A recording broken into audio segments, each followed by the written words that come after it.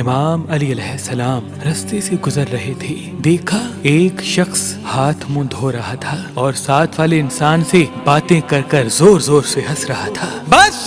جیسے ہی امام علی علیہ السلام نے یہ دیکھا، آپ قریب گئے اور فرمانے لگے، اے بندہ خدا، میں نے اللہ کے رسول سے سنا کہ جو انسان اللہ کا نام لے کر ہاتھ منہ دھوتا ہے تو اللہ اس کے چہرے اور جسم پر اپنا نور برساتا ہے، کیونکہ اللہ نے پانی کو نعمت اور نور بنا کے زمین پہ قائم کیا۔ یاد رکھنا،